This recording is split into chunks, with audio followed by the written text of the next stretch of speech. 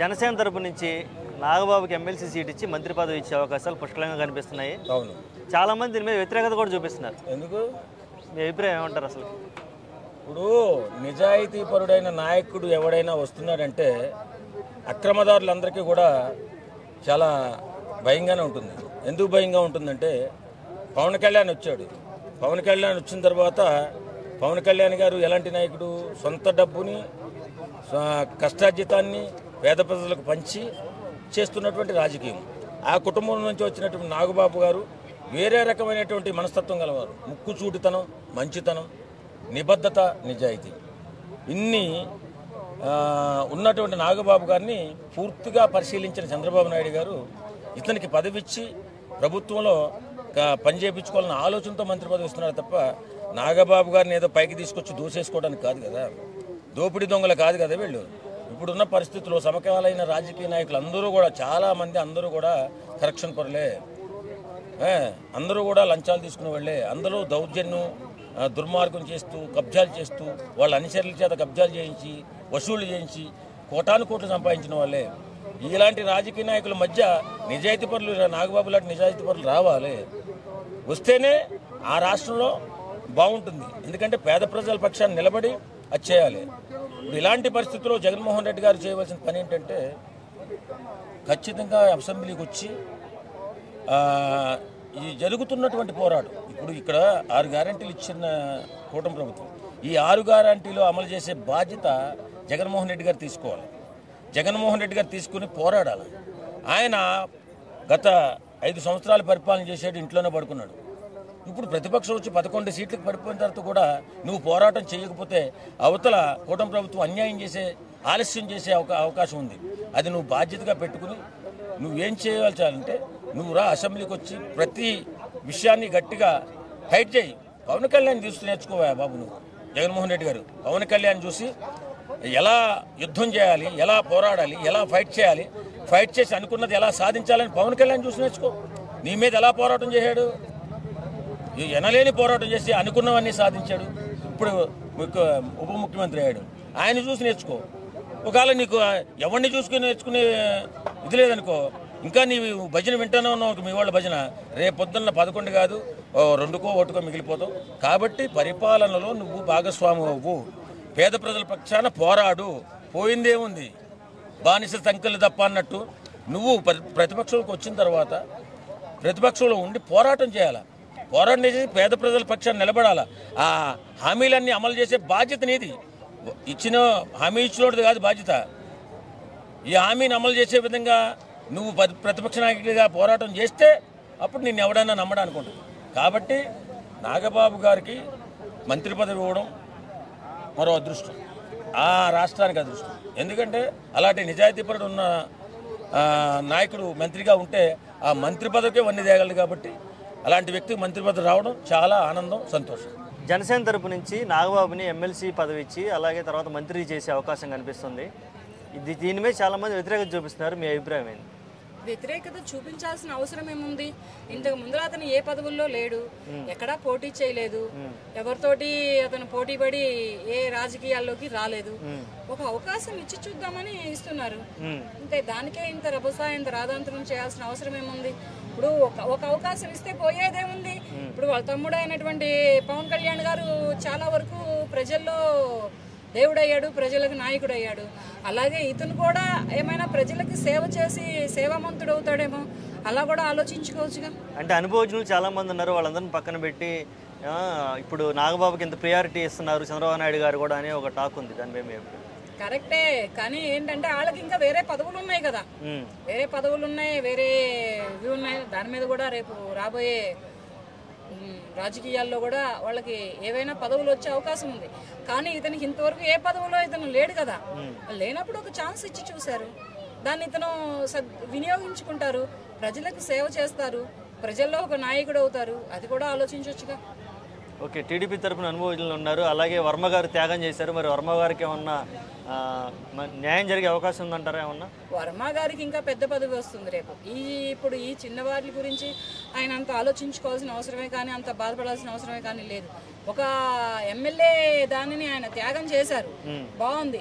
ఇక ఆయన రాబోయే దానికి ఇప్పుడు ఇంకా మంచి పదవి వస్తుంది, ఇంకా మంచి ఇదే వస్తుంది అలా కూడా అనుకోవచ్చు. ఎందుకనంటే ఇక్కడ ఏం జరిగినా మన మంచికే. ఎందుకంటే ఆయన ఒకప్పటి పిఠాపురం నియోజకవర్గంలో ఎమ్మెల్యేగా ఉంటూ ఎమ్మెల్యేగా చేస్తూ ఆయన మరి పవన్ కళ్యాణ్ గారికి ఆ ఎమ్మెల్యే టికెట్ని త్యాగం చేశారు, ఒప్పుకుందాం. అలాగే రేపటి రోజున ఇంకా ఏదైనా మంచి పదవి ఇవ్వడం కోసమే నాగేంద్రబాబు గారికి ఇస్తున్నారు అనుకోవచ్చుగా. ఓకే, వర్మ గారికి మంచి పదవి అంటే సైజ్ చేయాలంటే ఏం ఎక్స్పెక్ట్ చేయొచ్చు? రేపు రాజ్యసభకి ఏమైనా పంపించే ఏమైనా అవకాశం ఉందంటారా? రాజ్యసభకైనా పంపించవచ్చు, లేకపోతే ఎంపీనైనా చేయొచ్చు. ఒకప్పుడు ఎమ్మెల్యే ఆయన, రేపు రోజున ఎంపీని చేయొచ్చు. ఎందుకంటే ఆయనకి అంతో ఇంతో రాజకీయ అనుభవం ఉంది. టీడీపీలో మంచి నాయకులు, పిఠాపురం నియోజకవర్గంలో ఆయన చాలా వరకు సేవ చేశారు, చాలా వరకు ప్రజల్లో మంచి పేరు తెచ్చుకున్నారు. దాని మీద ఏంటంటే ఇంకా మంచి పదవే వస్తుంది.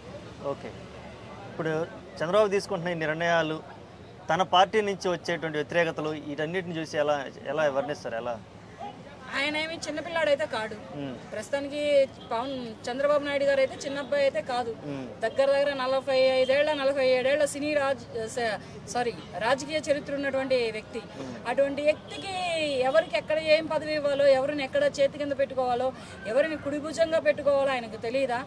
తెలుసు కదా. తెలిసినప్పుడు ఏంటంటే ఆయన ఇస్తారు. ఇచ్చేంత వరకు కొంచెం కంగారు పడకుండా కొంచెం ఓపికతో వేచి ఉంటే మంచి రాజకీయ నాయకులకి ఇంతకు ముందర చేసినటువంటి ఒక్కొక్క నియోజకవర్గంలో ఒక్కొక్క సేవ చేసినటువంటి రాజకీయ నాయకులకి మంచి పదవులే ఇస్తారు. ఎమ్మెల్సీ పదవి ఇస్తానని పవన్ కళ్యాణ్ కూడా చెప్పారు, చంద్రబాబు కూడా చెప్పారు.